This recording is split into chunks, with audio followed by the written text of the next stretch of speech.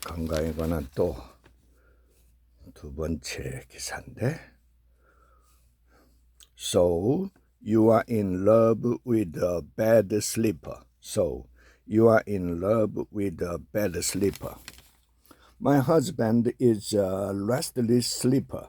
He thrashes around, yanks the comforter up to his chin, then flings it off a second later, at which point he's often covered in sweat. When I asked him whether this was an accurate description of his sleep habits, he told me not to leave out that he consistently wake up around 2 a.m. and fiddle on his phone. Fortunately, I have always been a heavy sleeper. But as I move into middle age, I am more sensitive to his restlessness. Now, when I'm feeling run down after a night of interrupted sleep, resentment creeps in. Sleeping well is complicated when more than one person is involved, said Wendy, a senior behavioral scientist at the R&D Corporation and the oath of sharing the covers, every couple's guide to better sleep. Many people relish the sense of safety and security that can come from sharing a bed with a partner, she said, but in some couplings, the level of disturbance started to override the psychological benefit. A January 2023 survey from sleepfoundation.org found that 53% of those polled who had decided to sleep separately said it improved their sleep quality. But a so-called sleep divorce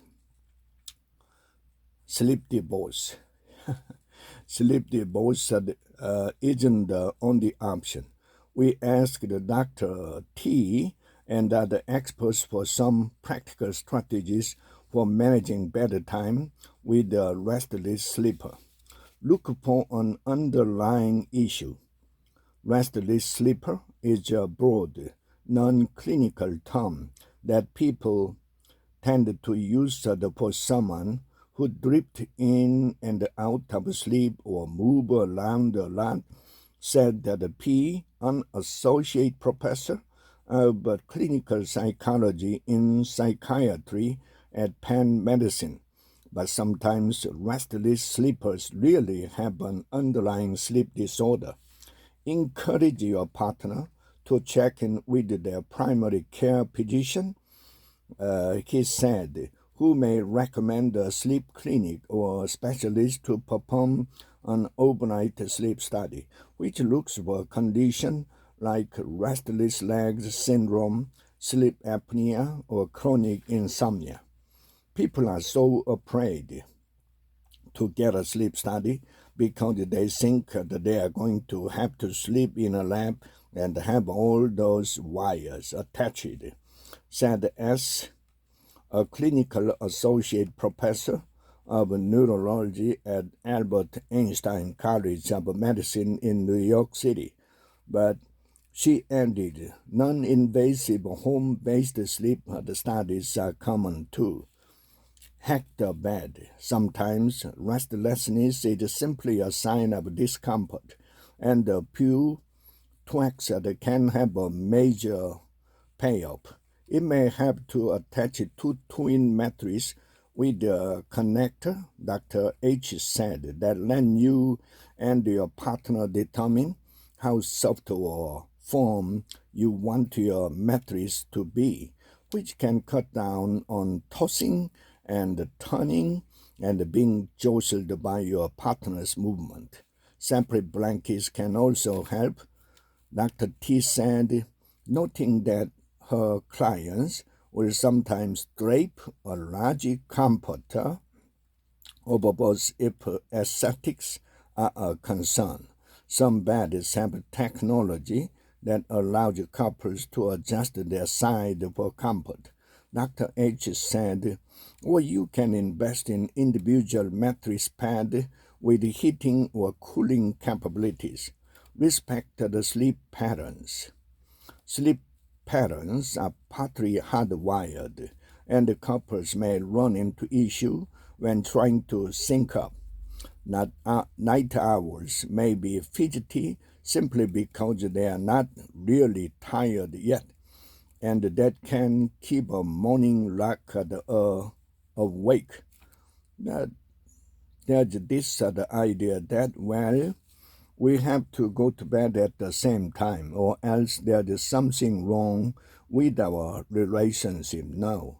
Dr. G said maybe one person just needed to get into bed earlier than the other and get into a good sound sleep before the night owl comes in. Most deep sleep happens in the first third of the night, he added, so giving the earlier to bed partner 30 to 45 minutes before you sneak in is a good rule of thumb. Look at within. Dr. T has worked with couples in which one partner has insomnia or some other issue, but misattributed his or her awakening to a bedmate. The expert said it can help to look at your own sleep habits and hygiene and consider whether there are steps you can take to sleep more soundly, even if your partner is alcohol or caffeine fragmenting your sleep, for instance. Is stress causing you to spiral mentally and anytime you wake up? Destigmatize the sleep depots. Some partners are simply happier and more rested if they agree to sleep in separate beds. The expert said especially if one person cannot tame their restlessness or snoring.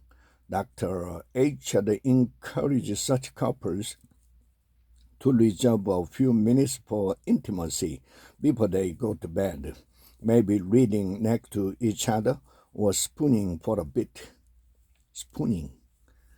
Both partners should have their comfortable bed or bedroom to sleep in, she said, though she acknowledged that it's not always possible.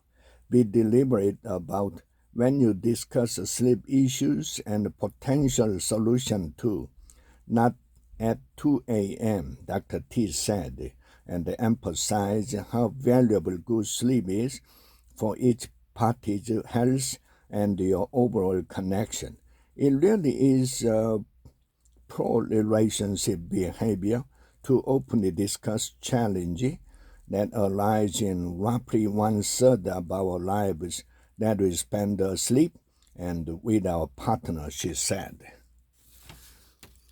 Wow, so you are in love with a bad sleeper.